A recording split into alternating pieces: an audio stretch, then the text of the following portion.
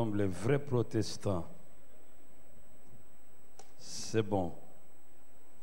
Et je vous invite à vous lever pour lire avec moi la parole de Dieu dans Job chapitre 1, versets 1 à 5. Job, avant psaume. Job chapitre 1, versets 1 à 5. Nous lisons au nom de notre Seigneur Jésus-Christ. Il y avait dans le pays d'Out un homme qui s'appelait Job. Et cet homme était intègre droit. Il craignait Dieu et se détournait du mal. Il lui naquit 7 fils et 3 filles. Il possédait 7000 brebis, 3000 chameaux, 500 paires de bœufs, soit 1000 bœufs, 500 ânesses, un très grand nombre de serviteurs. Et cet homme était le plus éminent de tous les fils de l'Orient.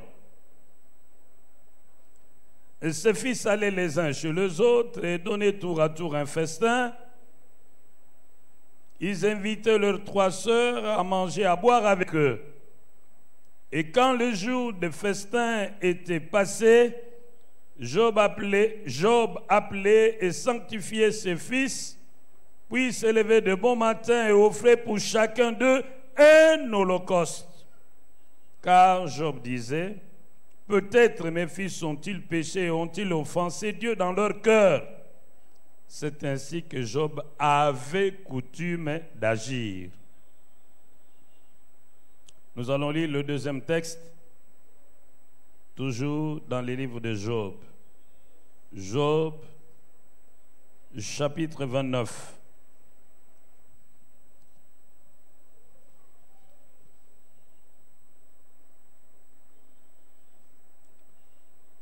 Nous allons lire ces textes tous ensemble. Vous y êtes?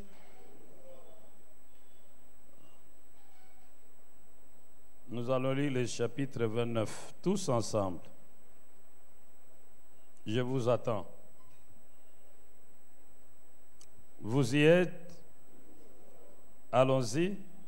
Job prit de nouveau la parole sous forme sentencieuse et dit: oh, que ne puis-je être comme au mois du passé, comme au jour où Dieu me gardait, quand sa lampe brillait sur ma tête et que sa lumière me guidait dans les ténèbres.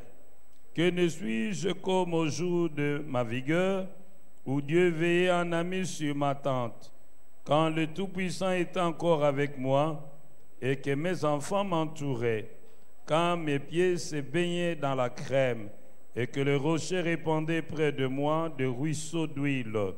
Si je sortais pour aller à la porte de la ville, et si je me faisais préparer un siège dans la place, le jeune gens se retirait à mon approche. Les vieillards se levaient et se tenaient debout. Les princes arrêtaient leur discours et mettaient la main sur leur bouche. La voix des chefs se taisait et leur langue s'attachait à leur palais. L'oreille qui m'entendait me disait « heureux ». L'œil qui me voyait me rendait témoignage, car j'ai sauvé le pauvre qui implorait du secours et l'orphelin qui manquait d'appui. La bénédiction du malheureux venait sur moi. Je remplissais de joie le cœur de la veuve. Je me revêtais de la justice et je lui servais de vêtements. J'avais ma droiture pour manteau et pour turban. J'étais l'œil de l'aveugle et le pied du boiteux. J'étais le père des misérables. J'examinais la cause de l'inconnu. Je brisais la mâchoire de l'injuste et j'arrachais de ses dents la proie. Alors je disais: je mourrai dans mon nid. Mes jours seront abondants comme les sables. L'eau pénétrera dans mes narines. La rosée passera la nuit sur mes branches. Ma gloire reverdira sans cesse. Et mon arc rajeunira dans ma main. On m'écoutait et l'on restait dans l'attente. On gardait le silence devant mes conseils. Après mes discours, nul ne répliquait, et ma parole était sur tous une bienfaisante rosée. Ils comptaient sur moi comme sur la pluie. Ils ouvraient la bouche comme pour une pluie de printemps.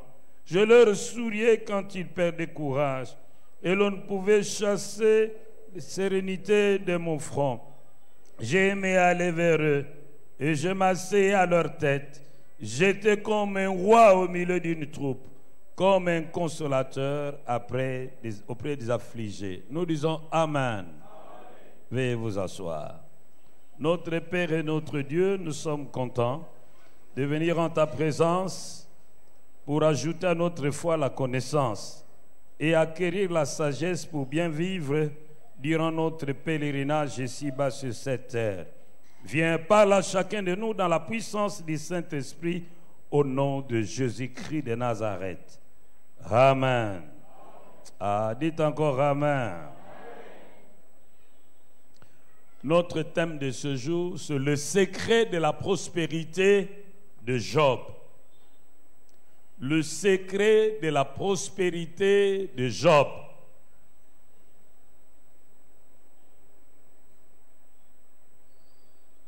Ce texte nous apprend que Job était l'homme le plus éminent, le plus riche, le plus fort du point de vue matériel, du point de vue influence de tous les fils de l'Orient. Et vous avez lu ensemble avec moi le chapitre 29, on nous dit que lorsqu'il s'approchait, les vieillards se levaient, le prince se taisait, le jeune s'est retiré, et quand il parlait, personne n'avait le pouvoir de répliquer. Il était le soutien de la veuve et de l'orphelin. Il rendait justice à l'inconnu. Et lorsque les puissants arrachaient les biens de faibles, il intervenait. Il leur broyait la mâchoire et retirait ce qu'ils avaient ravi chez les faibles, et il remettait les faibles dans ce droit. C'était un homme puissant, fort, craint, respecté.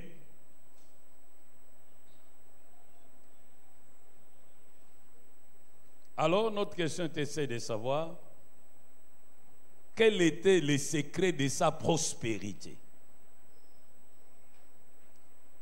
Bien-aimés, beaucoup de chrétiens ont une attitude négative envers les richesses. Et ils pensent que l'essentiel, c'est d'avoir un peu d'argent qui nous permet juste de manger, de nous vêtir et de prendre soin de nôtres. Ils essaient de justifier leur pauvreté par plusieurs passages bibliques qui souvent sont mal interprétés. Il suffit de regarder autour de nous, vous allez remarquer que tous les petits commerces est entre les mains des musulmans. Toute la petite industrie est entre les mains des musulmans et des Indiens. Les chrétiens sont utilisés comme de simples travailleurs de basse classe. Nous sommes dans un pays où il y a des minéraux. Mais qui exploite ces minéraux? Qui les vend? Ce sont les non-chrétiens. L'or, le diamant et le reste est entre les mains de ces étrangers. Je ne suis pas contre eux, mais je l'ai dit à notre honte.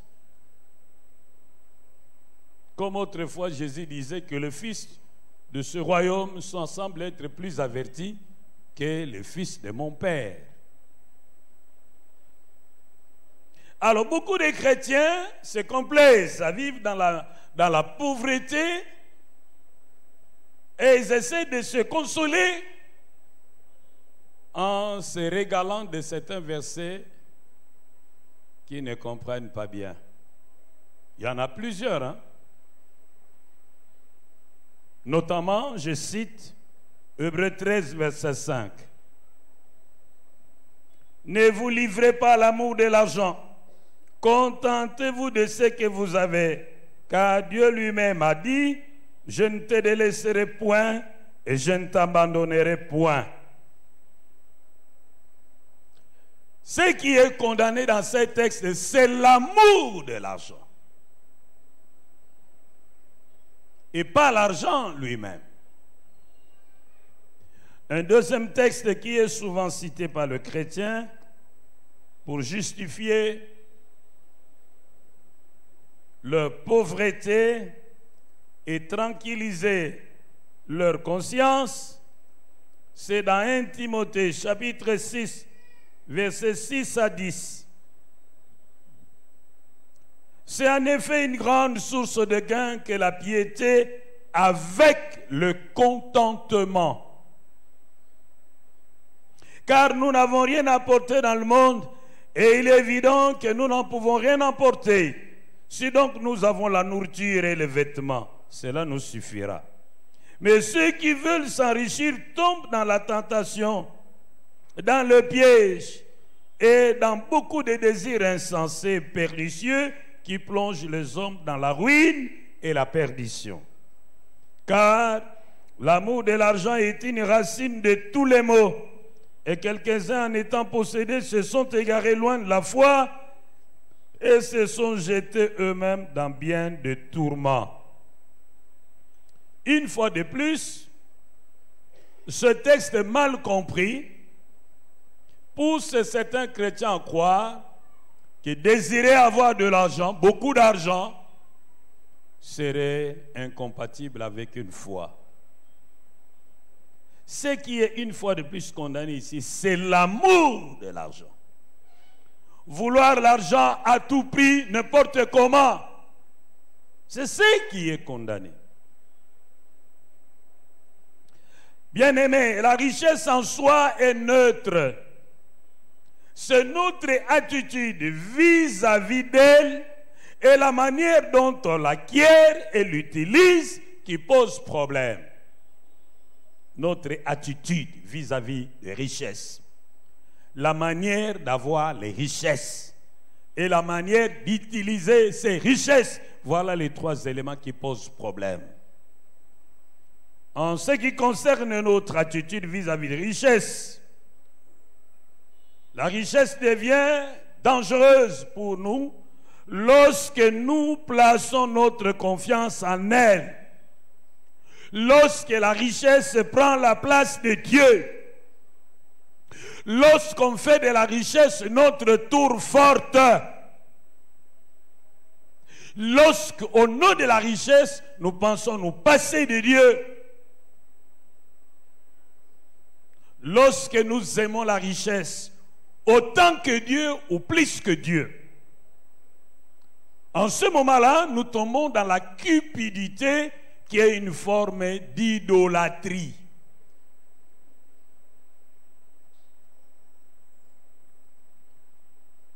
Quelles sont les mauvaises manières qui peuvent nous mettre sur une pente glissante en rapport avec les richesses? Seul dans notre manière d'acquérir ces richesses. La richesse est mauvaise lorsque nous utilisons de voies et moyens pour l'avoir en rendant les autres malheureux. Lorsque notre fortune est construite sur la misère des autres, sur le malheur des autres, sur l'exploitation des autres. Lorsque notre richesse est fondée sur l'occultisme, l'encrodia, l'embelempata. Lorsque nous obtenons nos richesses en tuant, en volant, en nous laissant corrompre, en fraudant à la douane ou au fisc, en trafiquant la drogue ou les organes humains, en détournant l'argent de l'État, en trahissant, en exploitant les vices. Alors en ce moment-là, ce n'est pas bon.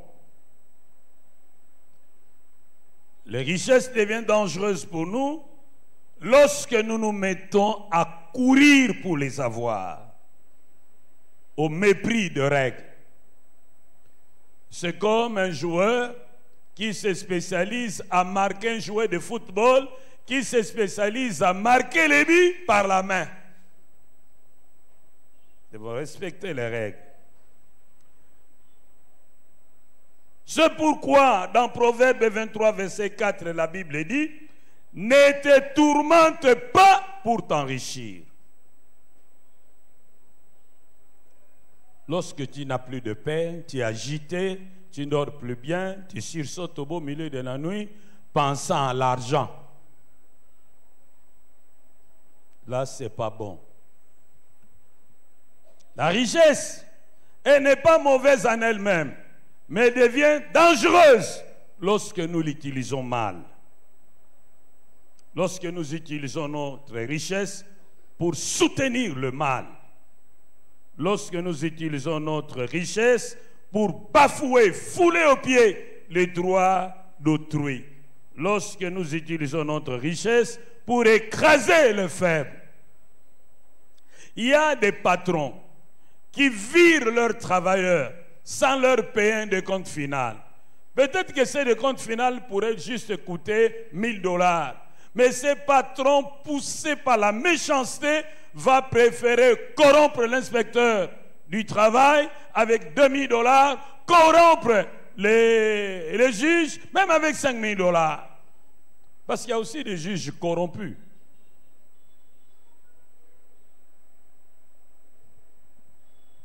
Lorsque nous utilisons nos richesses pour fouler aux pieds les droits des faibles, corrompre la justice, tordre la vérité, écraser les faibles, soutenir le mal, en ce moment-là, c'est plus bien. Il y a aussi des gens qui pensent que, écoutez, c'est pas grave d'être pauvre. Parce que Jésus lui-même a dit dans Matthieu 5, verset 3, « Heureux les pauvres, car le royaume des cieux est à eux. » Voilà comment il rend ces versets. Mais Jésus n'a pas dit ça. Jésus a dit, « Heureux les pauvres en esprit, car le royaume des cieux est à eux. » La pauvreté n'est pas un visa pour aller au ciel. Oh, dites avec moi, amen. Au ciel, il y aura des riches et des pauvres. En enfer, il y aura aussi des riches et de pauvres. Il y a aussi des gens qui essaient de se complaire dans leur misère et qui essaient de se consoler en rappelant la parole de Jésus que nous trouvons dans Matthieu 26, verset 11. « Car vous avez toujours les pauvres avec vous, mais moi, vous ne m'aurez pas toujours. » Vous voyez, Jésus a dit qu'on aura toujours des pauvres. Mais est-ce que c'est écrit que ces pauvres, ça doit être toi? Dis à ton ami, nous aurons toujours les pauvres, mais je ne veux pas être pauvre. Dis-le lui.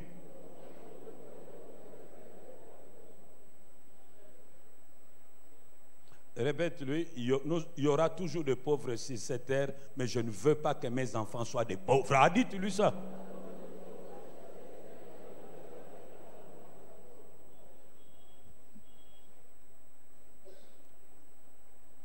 Bien-aimé, Dieu n'est pas contre la richesse. Et ici, je parle de richesse matérielle.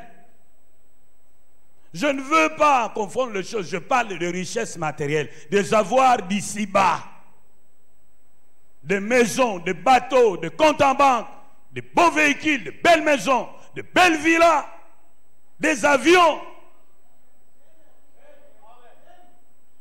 C'est de ça dont je parle. Oh, dites avec moi, amen.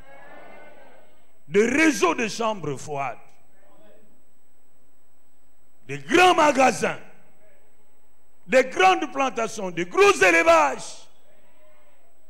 Oh, dites avec moi, amen. Des biscuiteries, des bonbonneries, des clouteries, des tôleries, des grands magasins de vente d'équipements, de foie, des matériels électriques, des câbleries. C'est de ça dont je parle. Des banques, des microfinances. C'est de ça dont je parle. Entre les mains des chrétiens. Ah, dites avec moi, amen. C'est de ça dont je parle. Bien-aimés, Dieu n'est pas contre la richesse. Dans Proverbe 20, verset 22, la Bible dit, c'est la bénédiction de l'Éternel qui enrichit et il ne la fait suivre d'aucun chagrin. Dans 2 Corinthiens 8, verset 9, 2 Corinthiens 8, verset 9, nous lisons, « Car vous connaissez la grâce de notre Seigneur Jésus-Christ, qui pour vous s'est fait pauvre, afin que par sa pauvreté vous soyez enrichis. » Dis à ton ami, Jésus s'est appauvri pour que tu sois riche. Dis-lui ça. Yo seki na lobino lobane makambo bien zo lobane on dirait les seki. Yebisela ngaye.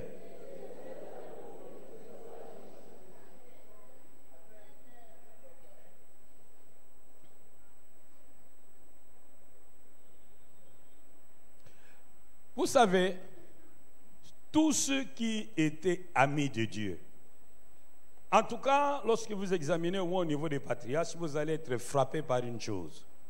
Abraham, ami de Dieu. La Bible dit dans Genèse 13, verset 2, Abraham était très riche.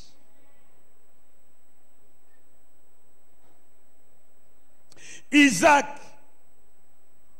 au pays d'Avimelech, il sema, il récolta au centuple, il devint riche, il alla en s'enrichissant et il devint fort riche, au point d'inquiéter les rois et les notables qui vont lui demander de quitter leur pays.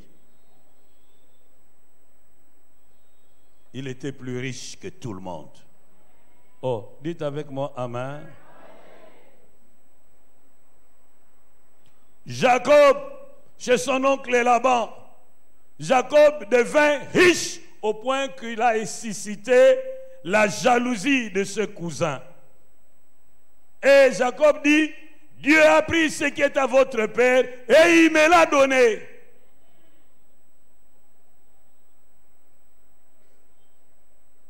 Dis à ton ami, Dieu n'est pas contre que tu sois riche. Dis-lui. D'ailleurs, la Bible dit dans 1 Samuel 2, versets 7 à 8. L'Éternel appauvrit et il enrichit. Il abaisse et il élève. De la poussière, il retire le pauvre. Du fumier, il retire l'indigent pour le faire asseoir avec les grands.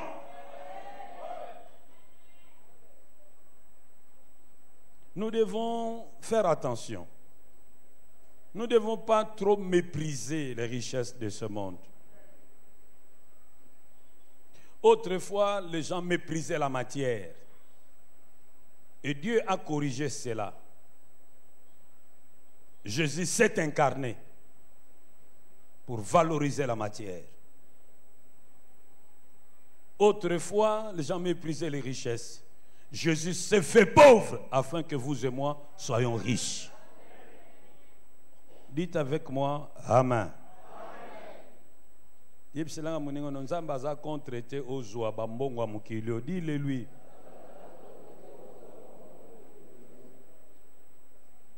Et pendant longtemps, on nous a bercé avec ces chants. Biloko nyoso ekotikala namokilia Yesa kumesama Alléluia. Baba, ata yokotika la tozo nanu ya. Bon bisto yebite ke kotika la, mais tozo nanu yango, to sepela nanu na ya. Très important. Nous disons bien Amen. Il y a même un chant qu'on chantait autrefois au Mayombe. Bisinza batomba mbongo tovuka mubakazo monompe ya kalabobo kasibwa bumvisidi bikimfumu kya mazulu Binaka kanzolele. Ils disent les païens se tracassent pour avoir l'argent. Moi aussi j'étais comme eux, mais maintenant j'ai compris, je ne cherche plus l'argent parce que ça va passer. Ce qui m'intéresse sont les choses d'en haut. On ne peut pas prendre les choses d'en haut pour payer le loyer. On ne peut pas prendre les choses d'en haut pour se payer des habits. Oh, dites Amen. Ah, dites encore avec moi Amen.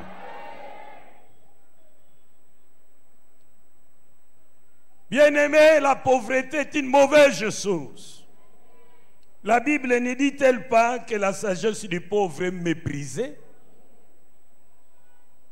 Mais faites attention, même si demain vous devenez riche, ne méprisez pas les pauvres. Car celui qui méprise les pauvres méprise celui qui l'a créé. Proverbe 14, 31. Même si demain vous devenez riche, ne méprisez pas les pauvres. Car dans Psaume 40, verset 18, Psaume 40, verset 18, la Bible dit, Dieu pense aux pauvres.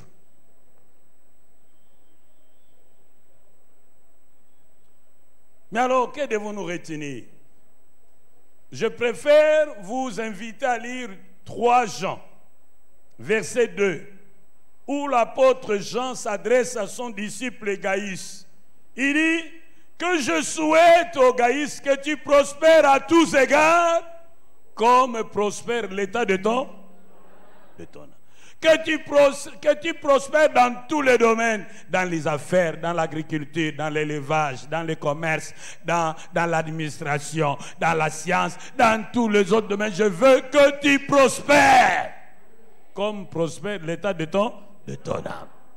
Ici, nous faisons une plaidoirie pour une prospérité équilibrée. Prospère sur le plan spirituel, mais aussi prospère sur le plan matériel.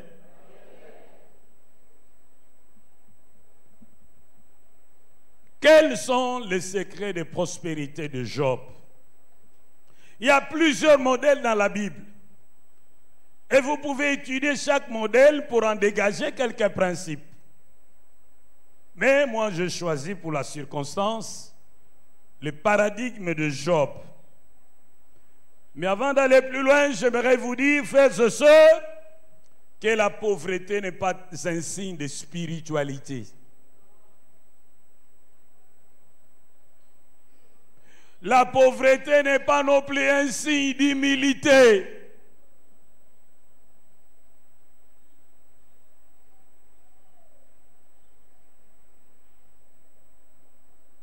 Enfin, j'aimerais vous dire, frères et sœurs, que la pauvreté n'est pas une fatalité. On peut s'en libérer. Dis à ton frère, la pauvreté n'est pas une fatalité. Dis-le lui. On peut s'en libérer.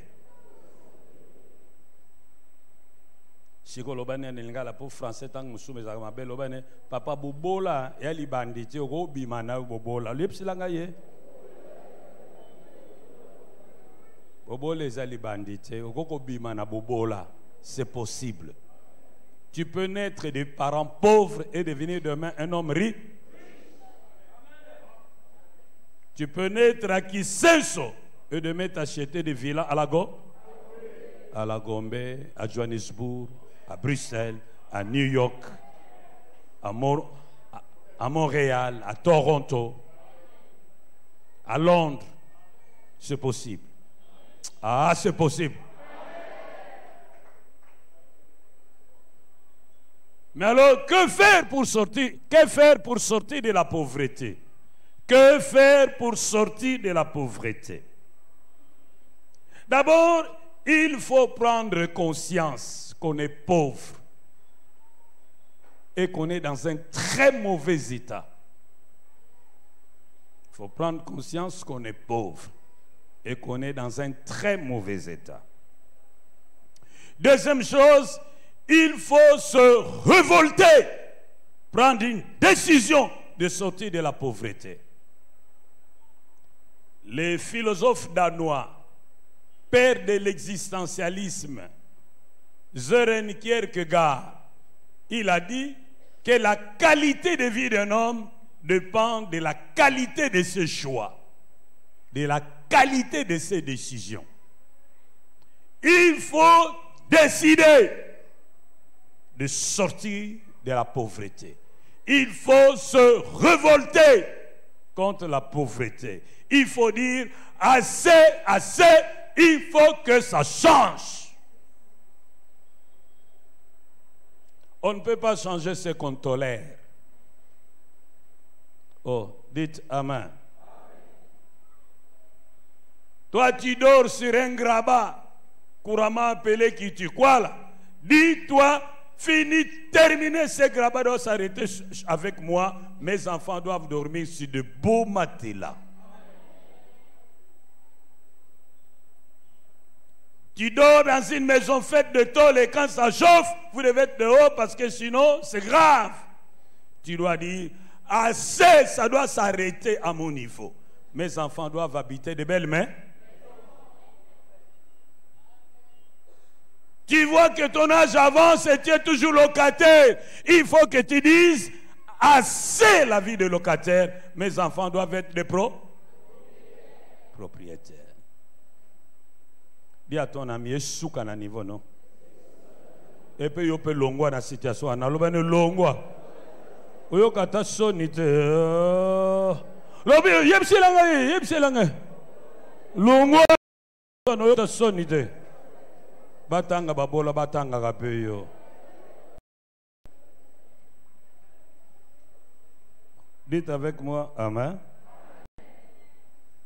Troisième chose, il faut prier et réfléchir sur les voies et moyens de sortir de la pauvreté. À part la paresse, je reprends. À part la paresse, une des raisons majeures qui maintient beaucoup de chrétiens dans la pauvreté, c'est ce déficit d'efforts réflexifs sur les voies et moyens de sortir de leurs conditions de misère. Les chrétiens n'ont pas assez de créativité. Ils ne sont pas assez inventifs. Il leur manque l'innovation pour créer de nouvelles méthodes, de nouvelles voies pouvant les sortir de la pauvreté. Beaucoup de chrétiens vivent d'imitation, vivent de copies. Comme ça se passe aussi au niveau national. Parce que les Blancs ont dit, désormais, nous avons mis en place le système LMD. Alors nous aussi, ici en Afrique, nous copions, surtout nous les Congolais. Mais nous ne nous posons pas la question de savoir pourquoi ont-ils mis ce système. C'est pour cimenter leur européanité. Ça ne nous intéresse pas, ça ne nous concerne pas. Et nous copions, oh LMD, comme si c'était quelque chose d'extraordinaire. Vous allez en Afrique du Sud, LMD, oui, mais qu'est-ce qu'ils disent? Vous avez fait 3 ans de licence, mais vous n'entrez pas dans les masters sans avoir le ONA. Une année de ONA. Ça signifie quoi? La licence, c'est toujours de 4 ans. Rien n'a changé. Mais ici, chez nous, notre enseignement est déjà faible et nous acceptons qu'on vienne liquider cet enseignement, ce système qui est déjà malade, en nous imposant un système inutile. Nous ne pouvons pas inventer nous-mêmes. Il y a aussi d'autres pays africains qui ont refusé ça. Nous devons apprendre à nous autodéterminer, choisir notre système d'enseignement, l'organiser comme nous voulons en tenant compte de notre contexte. Oh, dites bien Amen. Nous sommes fatigués de ce système qui ne nous sort pas de la misère. On a des ingénieurs qui terminent partout, mais ils sont incapables de fabriquer une prise. Ils sont incapables de fabriquer un petit moteur de ventilateur. Ils sont incapables de fabriquer même un vélo, même une machine à coudre. Pourquoi devons-nous continuer avec un tel système d'enseignement? N'avons-nous pas des gens intelligents qui peuvent s'asseoir et inventer un nouveau type d'enseignement dans ce pays?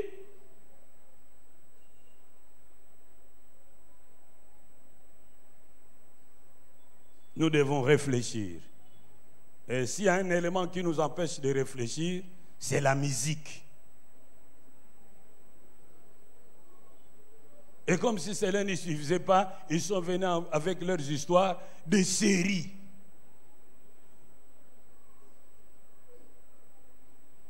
Il n'y a pas de bibliothèque. Il n'y a pas de conférences. Il n'y a pas de club de réflexion. Nous ne réfléchissons pas. Mais ceux qui nous entourent, qui convoitent notre pays, passent le temps à réfléchir sur des voies et moyens, des stratégies pour nous dompter, nous dominer et nous arracher ce pays.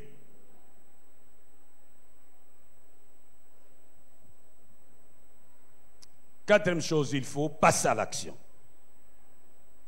Seule l'action libère, pas les verbes.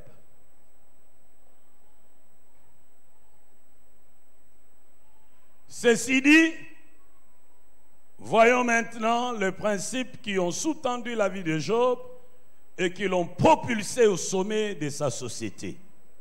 Premier principe, le principe spirituel. Son état spirituel était OK. Il avait une bonne relation et une bonne communion avec Dieu. Il connaissait Dieu. Il aimait Dieu. Il craignait Dieu. Et il s'éloignait du mal. Il était un homme intègre, un homme juste, d'après les témoignages de Dieu lui-même. Bien-aimé, cet élément est important parce que c'est le spirituel qui commande le physique. Bien-aimé, toute richesse est soutenue par un autel, ou un autel de Dieu, ou un autel maléfique. Lorsque nous lisons attentivement Genèse 30, versets 27 à 30, nous voyons quelque chose de curieux. Laban dit, j'ai remarqué, j'ai fait un constat, que maintenant j'ai plus de moyens qu'avant, depuis que tu es avec moi, ô Jacob. Et je ne veux pas te perdre. En dépit du fait que tu sois mon neveu, je ne veux pas te faire travailler bénévolement. Fixe-moi ton salaire pour que je te le paye. Donc, avant l'arrivée de Jacob, Laban était riche. Mais il a remarqué qu'il y avait une vitesse qui a fait qu'il avait plus de moyens qu'avant. Et en discernant, il a constaté que c'est à cause de ce jeune homme que Dieu l'a béni. Vous voyez? Une prospérité qui trouve son origine en Dieu. Dites avec moi, Amen. Est-ce que vous êtes là? Je demande, je veux savoir si vous êtes là. Voilà. Mais il y a aussi une prospérité qui vient du diable. Et avant l'arrivée de Jacob, Laban avait ses téraphim. Laban avait des téraphim. Et lorsque Jacob devait quitter la maison de Laban avec ses femmes, Rachel avait pris soin de voler les téraphim de son père.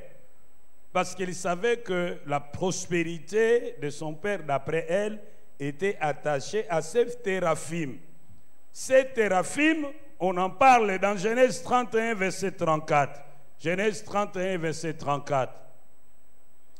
Rachel se disait, c'est grâce à ces téraphim que mon père est riche. Les téraphim que nous appellerons aujourd'hui Melempata, les téraphim que nous appellerons aujourd'hui Nkodia. Et bandika na bakongote bandaka. Oh makamba, lobana muninga no makamba nkode banda Nkodia ibandaka la lobana. Bandaka. C'est pourquoi il ne faut pas envier les gens parce que vous ne savez pas d'où viennent leurs riz. Il faut toujours vous dire, il est riche, mais c'est sur l'autel de Dieu ou sur l'autel du diable?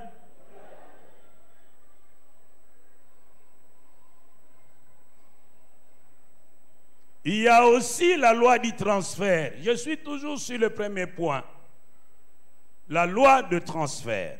Dans Genèse 31, verset 9, Jacob dit, Dieu a pris ce qui était à votre père et me l'a donné.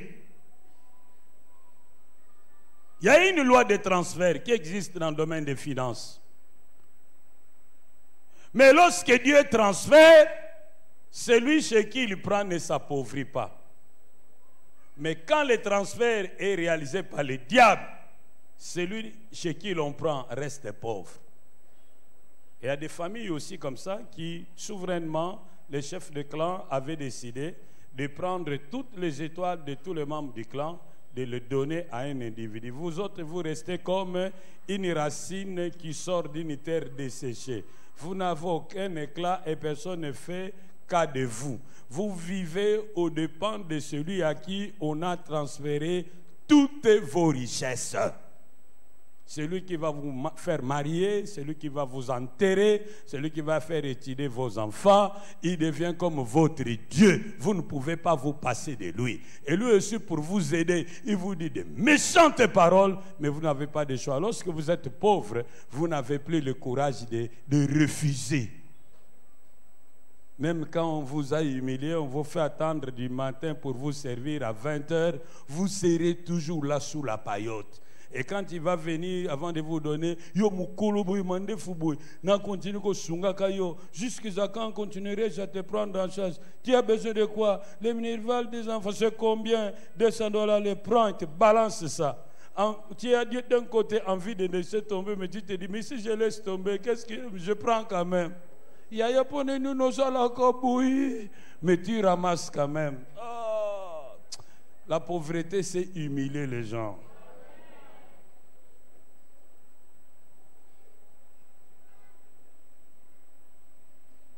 Nous disons bien Amen. Est-ce que vous êtes là? Donc il y a aussi la loi des transferts de richesses. Et ça, c'est dans le domaine spirituel. C'est pourquoi nous avons besoin d'être branchés à la vraie source de bénédiction, à la vraie source de richesse, Dieu. Et pour cela, nous avons besoin de développer avec notre Dieu une bonne relation et une bonne communion avec lui. Nous ne pouvons développer une bonne relation avec Dieu que lorsque nous connaissons Jésus, par la repentance et la foi. Nous devons développer une bonne communion avec Dieu en marchant une vie d'intégrité, une vie d'obéissance, en marchant dans la crainte de Dieu.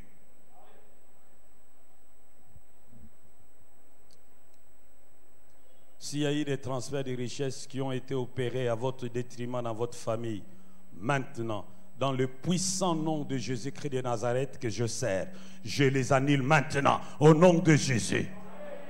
Que tout ce qui vous appartenait, qui a été donné à quelqu'un d'autre, contre votre regret, vous revienne maintenant au nom de Jésus-Christ de Nazareth.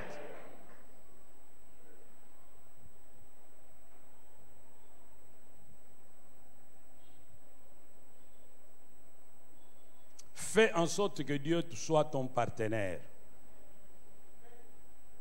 Tu as besoin de développer ces partenariats avec Dieu. Apprends à tes enfants de développer ces partenariats avec Dieu. Car avec l'Éternel, nous ferons des œufs. Il écrasera nos œufs. Et lorsque l'Éternel approuve les voies d'un homme, il dispose en sa faveur même ses ennemis. Dieu est capable d'ouvrir devant toi une bonne porte que personne ne pourra fermer. Il peut te restituer les années dévorées par les sauterelles. Il peut changer la malédiction en bénédiction. Il peut changer les ténèbres en lumière. Il peut te tirer de la boue et te faire monter. Il peut te tirer de l'exigence et te faire monter. Parce que c'est un Dieu puissant et fort. Ce qui a tombé au motakitso azate. Azana makoki ya ko impose yo na poste moko pe atike wana seko na seko. Oh, tozana nzambe. Aloba na moninga no na nzambe. Ya malonga na bange lokote. Oh, loba malamu amen.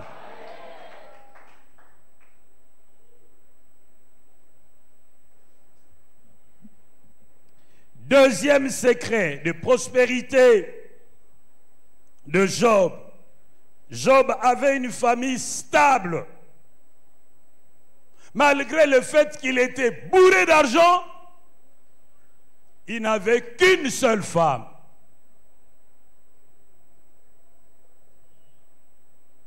Ses enfants étaient unis. Il n'y avait pas de rivalité entre ses enfants. Il avait une vie sentimentale équilibrée. Beaucoup de gens, il suffit qu'il ait un peu de moyens, il augmente le nombre de femmes. C'est un très mauvais investissement. Investir dans les femmes, c'est s'aimer dans le désert. Parce que si vous avez beaucoup de femmes, vous aurez beaucoup de beaux-frères, beaucoup de belles-sœurs, beaucoup de loyers à payer, beaucoup de soins médicaux, beaucoup de deuil, beaucoup d'entretien de terre, beaucoup. Complétez la liste. Vous en avez l'expérience, hein? Mauvaise expérience. Votre femme à la maison peut comprendre quand vous lui dites « je n'ai pas l'argent ». Mais celle-là, insatiable comme les séjours de mort. Au-delà du fait que c'est un péché, c'est un facteur d'appauvrissement. De paupérisation anthropologique. Très mauvais. Kindumba et Bomaka. Na misala, na bozui, na santé, na réputation, na kitoko, okonuna avant l'âge. Oh, dites avec moi, Amen. Job, bourré d'argent, une seule femme. Job, bourré d'argent, une famille bien structurée, bien stable, soudée. Ils partagent leur joie et leur peine. Une vie sentimentale équilibrée, posée. Si tu n'arrêtes pas avec la vie de prostitution, tu mourras pauvre. Dis à ton ami, si tu n'arrêtes pas avec la vie de prostitution, tu mourras pauvre. Dis-le lui. Bino soki nazolo makambo bien bokomo kisamingongo loba magas. Tu mourras pauvre, je te dis. Mais maintenant les mamans voient seulement les hommes. Il y a aussi des femmes mal élevées, des femmes pas intelligentes qui se laissent rouler par des jeunes gens, pas des hommes. Alingi mobile. Azo latsaye, azo katse suki na ba salon ya mbongo ebele, azo pese bambongo, pese mituka, sombele mituka. C'est ce que avait chanté Franco, non? Mario, gigolo, aleyo mbongo, aleyo nzoto, buzoba wana bezo.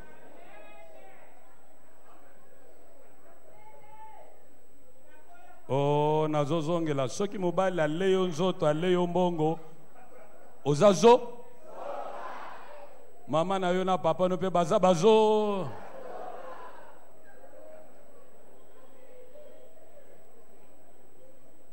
bovandisa bana na bino ndako boloba na bango na bana basi bapesi kosalaka buzoba wana te. J'ai connu des cas ici, une fille qui donne l'argent à un homme pour qu'il vienne l'épouser. Quand je parle du haut de la chair, je ne suis pas en train de m'amuser, je parle de choses vraies. Tu ne peux pas donner l'argent à un jeune homme pour qu'il vienne t'épouser. Qu'est-ce que ça là?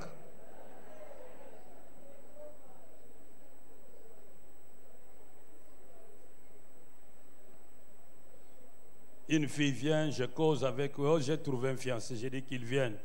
Je cause avec son fiancé. Le Seigneur me dit c'est un aventurier, malgré l'air sérieux qu'il a. Quand ils sont sortis, Je rappelle la fille, viens, ma fille vient. La fille revient, je lui dis, fais attention avec ce jeune homme. Ne lui donne pas l'argent pour qu'il t'épouse. Tu m'as dit que il t'a déjà bouffé. Vous arrêtez. Ne lui servez plus. Oh merci papa. Ils sont partis. Le jeune homme, comme il a une langue bien pendue, il a envoûté la jeune fille. Il lui a dit, mon argent vient très bientôt. Il venait d'un pays étranger. J'attends les transferts. Mais pour qu'on puisse gagner le temps, il faut qu'on loue déjà une maison. Il a loué une maison. Je vais te rembourser. Ils ont loué, ils ont versé la garantie. Et c'est lui qui a signé le contrat de location. Il a dit, il faut enlever les carreaux, changer les plafonds, changer la salle de bain. Il faut changer la cuisine, il faut arranger. Et tout ça, la fille a casqué. Et puis ils ont mis ça sur la gare. Oh, dites-moi, ils ont mis ça sur le compte de la gare? De la gare. Ils sont allés, ils ont loué la salle de fête. C'est toujours lui qui signe. Ils sont allés, ils ont versé l'argent au service traiteur. C'est toujours lui qui signe. Ils ont imprimé les invitations, ils sont allés distribuer, même là où la fille travaillait. Et puis ils ont fixé la date de la dot. Et la fille est allée se faire coiffer, lui a pris la voiture, il est allé, il a pris ses soirs, il est allé à l'aéroport, il est parti. Mais avant de partir, il est allé chez le bailleur, il a récupéré la garantie. Il est allé à la salle de fête, il a récupéré le montant. Il est allé au service traiteur, il a récupéré le montant. Il a récupéré partout, ils avaient déposé l'argent parce que c'est lui qui signait. Oh, dites avec moi, amen. Il est parti. Et la fille est allée se faire coiffer, elle est rentrée, le fauteuil était là, elle s'est assise, les mamans préparées. C'était un événement. On a attendu, le garçon n'est pas venu. On a commencé à les chercher. À la morgue, il n'est pas là. Dans les cachots, il n'est pas là. Partout, on ne l'a pas trouvé. 2 jours après, on vérifie à la frontière, on constate à l'aéroport d'Engile qui la voit. Il est parti pour Montréal.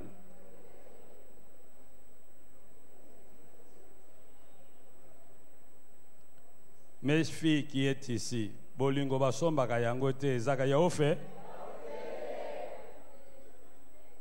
Ceux qui mwana mubali aleyo nzoto aleyo mbongo ozazo ofingi papa na ofingi pema.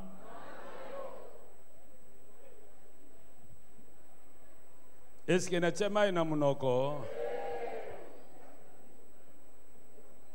Soko za deja na mutambo na bima.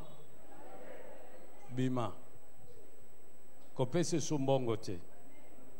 Tala comportement na ye. Oh, bana na Nzambe mbote na biso e.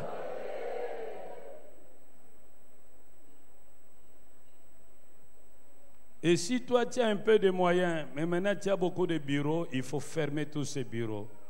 Dites-leur que le marché est terminé. La vie est faite de rencontres et d'essais. Dites-lui, j'ai avec peine au cœur, mais on est obligé de se quitter. Fermez ces bureaux. Dis à ton ami, ferme ces bureaux, ferme ces tiroirs. Dis-le lui.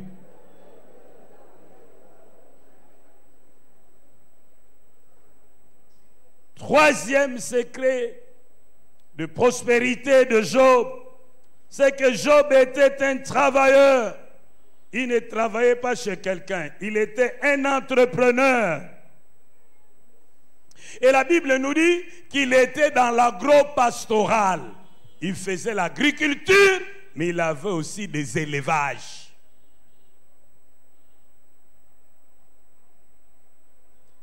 Un homme de Dieu m'a dit hier, là où je suis allé prêcher, que l'homme qui néglige le travail de la terre sera un homme sans valeur sur la terre. On nous a fait croire que pour être bien dans la vie, tous nous devons être dans des bureaux. Tout le monde veut être universitaire.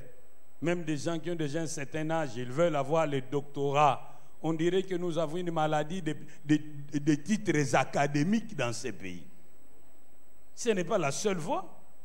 Tu peux avoir le plus grand diplôme et terminer ta vie comme un clochard. Nous avons négligé le travail de la terre. Et pourtant, la Bible nous dit, Dieu plaça l'homme dans le jardin pour le cultiver et le garder. Et les patriarches qui avaient beaucoup d'argent étaient à la fois des agriculteurs et des éleveurs. Job, on nous dit ici, il était agriculteur et éleveur. Il avait 500 paires de bœufs pour labourer la terre, pour le travail agricole. Nous négligeons le travail de la terre. Dieu veut que nous puissions cultiver la terre et garder la terre. Dites à vos membres de famille qui vendent les terres de ne plus vendre les terres, mais qu'ils les mettent en location. Dites avec moi, Amen. Oh, je ne vous entends pas. Dites bien Amen.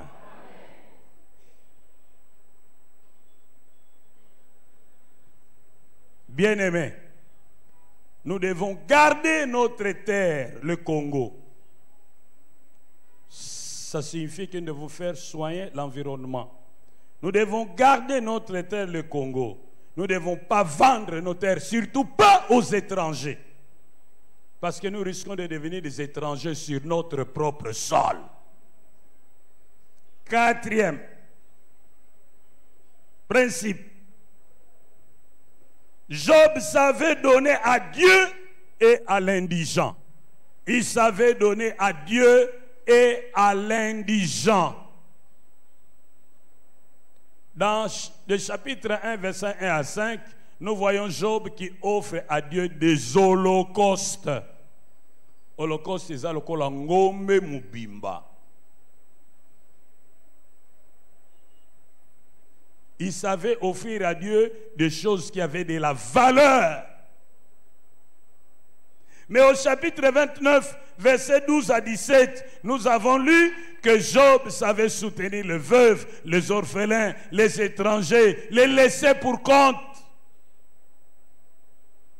Dans Proverbe 11, verset 24, la Bible nous dit, tel qui épargne à l'excès s'appauvrit, mais celui qui donne avec libéralité s'enrichit. Cinquième principe.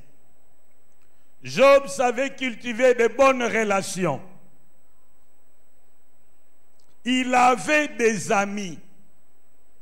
Eliphaz, Jophaz. Vous voyez, lisez le livre de Job, vous allez voir les amis de Job. Il avait des amis. Parce qu'il savait entretenir de bonnes relations avec les autres. Et dans Proverbe 17, verset 17, la Bible dit, Proverbe 17, verset 17, l'ami aime en tout temps, et dans les malheurs, il se montre un frère. Proverbe 17, verset 17, l'ami aime en tout temps, et dans les malheurs, il se montre un frère. L'amitié s'entretient.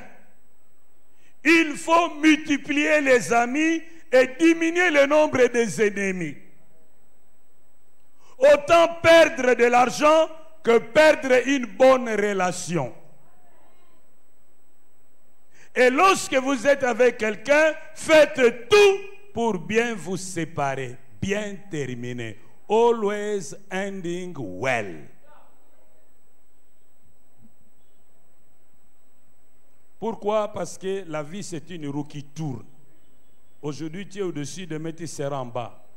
Celui que tu as négligé aujourd'hui sera en haut et tu seras malheureux. Il faut toujours bien terminer. Il faut négocier les séparations. Éviter de blesser. Parce que s'il ne sait pas pardonner, il se vengera tôt ou tard. Sixième et dernier principe. Il avait un bon témoignage. Dieu a témoigné pour lui. Lisez l'histoire. Dieu témoigne, il demande à Satan, d'où viens-tu? Non, je viens de me promener par toute la terre. As-tu remarqué mon serviteur Job? Il n'y a personne sur toute la terre qui soit comme lui. Oh, dites Amen. Ce que les gens disent de vous peut être vrai. Certains le disent peut-être pour vous flatter. Mais ce que Dieu dit de vous est toujours vrai. Et Dieu a rendu un bon témoignage de Job. Si déjà Dieu pouvait rendre un bon témoignage de Job, ça signifie que même les hommes rendaient aussi un bon témoignage de lui. Soigne ta réputation. Elle te rendra recommandable. Soigne ta bonne réputation et t'ouvrira de bonnes portes. C'est pourquoi, sois fidèle, respecte la parole donnée, respecte les engagements pris, sois intègre, n'aie pas double face, sois véridique, rejette les mensonges, sois loyal, ne trahis pas, sois constant, ne sois pas versatile. Nous disons Amen. Oh, je ne vous entends pas. Dites bien Amen.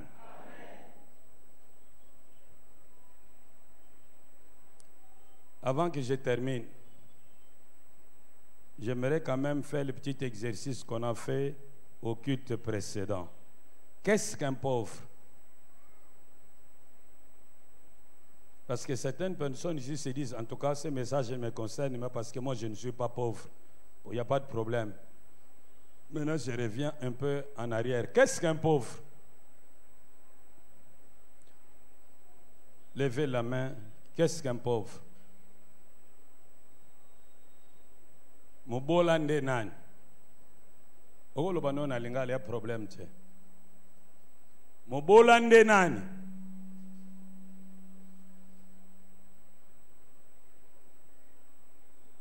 Oui, papa. C'est qui? C'est l'attitude négative devant la richesse. Non, moi je demande, qu'est-ce qu'un homme?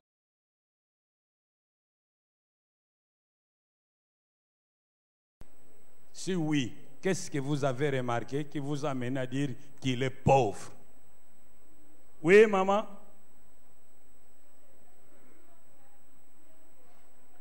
C'est quelqu'un qui inspire de la pitié ou de la compassion.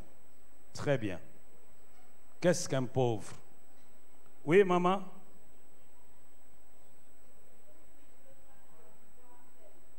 Quelqu'un qui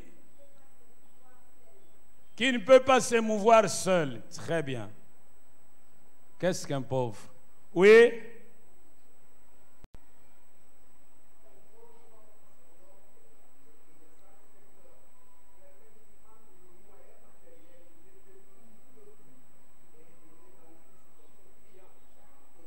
Voilà. Dépourvu de tout et vit dans une situation lamentable. Oui, qu'est-ce qu'un pauvre? Oui, papa?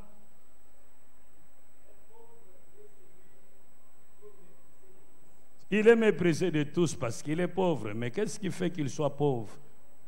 Qu'est-ce qui se passe en lui pour qu'on le place dans cette catégorie de pauvres méprisables? Il manque de tout.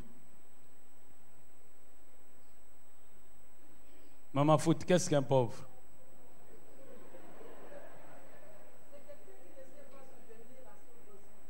Quelqu'un qui ne sait pas subvenir à ses besoins. Il est limité financièrement. Il ne peut pas voir ce qu'il désire. Qu'est-ce qu'un pauvre? Vous savez, il y a aussi des pauvres déguisés.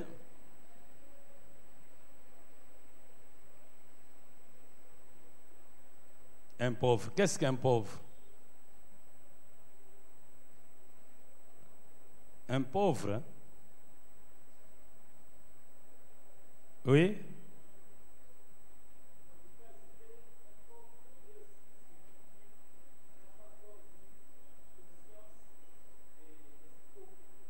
Oui. Un pauvre, c'est quelqu'un qui n'a pas l'autonomie financière et matérielle. Le pauvre, c'est celui dont les besoins sont supérieurs aux moyens.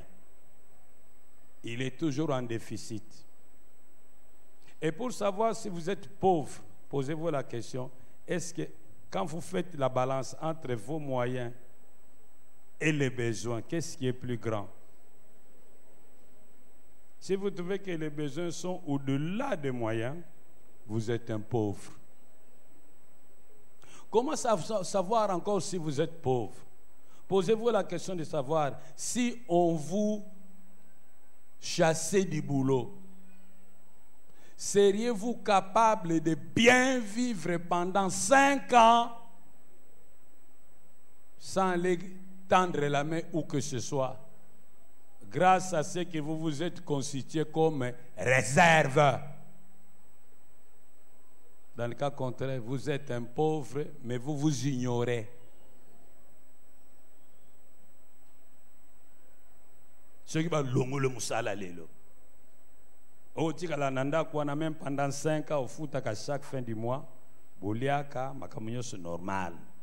Na moi ba réserve aux anang.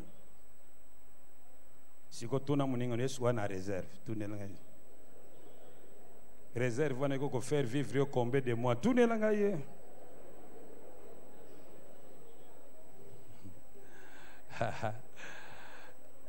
Réserve. Oh, tout n'a les succès que a réserve. Oh, disons bien Amen.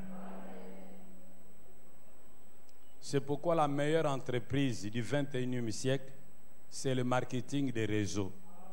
Ce qui vous permet d'avoir des revenus passifs. Et même si vous ne travaillez pas, comme les réseaux tournent, vous avez des dividendes qui vous reviennent et vous pouvez vivre hors de la pauvreté. Bien-aimés, nous devons faire un effort, même si nous travaillons, de créer notre propre système qui tourne parallèlement à notre gagne-pain, tel que même si on quittait, nous pouvons continuer à vivre avec les systèmes que nous avons mis en place en attendant qu'on ait un nouvel emploi. Sinon, alors nous sommes des pauvres. Des pauvres? Des pauvres déguisés, un pauvre bien habillé, un pauvre roulant carrosse, un pauvre bien coiffé, un pauvre bien chaussé. Je vous vois, vous êtes là, n'est-ce pas? Il ne veut pas dire oui. Si vous n'avez pas de réserves qui peuvent vous permettre de vivre décemment pendant 5 ans sans souffrir, alors, si vous avez ces réserves, vous n'êtes pas pauvre. Si vos moyens dépassent de loin vos besoins, pas d'une façon occasionnelle, mais d'une façon permanente, alors vous n'êtes pas pauvre. Dans le cas contraire, vous êtes pauvre. Mais des pauvres qui vous ignorez. Aujourd'hui, vous devez prendre une bonne décision. Tout faire pour quitter la pauvreté. Ah, je n'entends pas. Tout faire pour quitter la pauvreté. Pensez grand, commencez petit. Pensez grand, commencez petit. Fermez vos oreilles aux critiques, aux pessimistes. Foncez. Le début a toujours été difficile. Mais un jour, vous serez heureux. Oh, dites avec moi Amen. Je vous ai dit tout ce qui vous était utile. Si demain vous mourrez pauvre, mes mains sont pures de votre sang. Je vous ai tout dit. Vous pouvez tout changer. Il n'est jamais trop tard pour bien faire les choses. Oh, dites encore Amen. Ne négligez pas le travail de la terre, l'agriculture. Ne négligez pas l'élevage. Le marché interne que nous avons de Kinshasa, c'est un grand marché. Chaque année, d'après les recherches réalisées par les chercheurs hollandais, des professeurs d'université qui étaient ici en 2018, ils ont dit chaque mois, qu'est-ce qu'ils disent? Chaque année, Kinshasa seul consomme les vivres faits, le poulet, j'ai dit bien le poulet, pour une valeur de 50 millions de dollars. Mais ils disent que nous avons les potentialités pour inverser la balance. Nos amis les Sénégalais ne mangent pas les poulets nus. Les Ivoiriens, même chose. Ce n'est pas un miracle. Nous pouvons produire notre poulet. Mais le problème, c'est que nous négligeons le travail de fait. Je n'entends pas. Nous négligeons le travail de fait. De ferme. Ferme, élevage, volaille, porc, caprin, bœuf, la quiniculture, la pisciculture. C'est vers cette direction que nous devons aller. Et l'État a l'obligation de créer des banques de crédit agricole, des fonds de relance agricole et pastorale, en prélevant une taxe sur toutes les denrées alimentaires qui entrent au Congo. On peut constituer ce fonds et booster l'élevage et l'agriculture dans ces pays. L'université doit repenser les systèmes d'enseignement, que ce soit à la faculté d'agronomie ou de médecine vétérinaire. Ils doivent changer leur méthode d'enseignement afin que nous ayons de bons médecins vétérinaires et de bons ingénieurs agronomes. Et vous et moi, nous devons aller travailler la terre et élever le porc, les poules. Oh, dites avec moi Amen. Ah, dites avec moi Amen. Et quand nous allons commencer à élever les poules, nous n'allons plus acheter les poulets importés parce que nous créons le travail pour ceux qui sont dans les pays où nous importons ces poulets. Et nous sommes au chômage. Nous devons multiplier les fermes pour créer du travail à nos membres et nous nourrir comme il se doit. Oh, dites bien Amen. Maintenant, d'après cet enseignement, première question, es-tu riche ou pauvre? Si tu penses que tu es pauvre, lève-toi. Es-tu riche ou pauvre? Veux-tu quitter la pauvreté?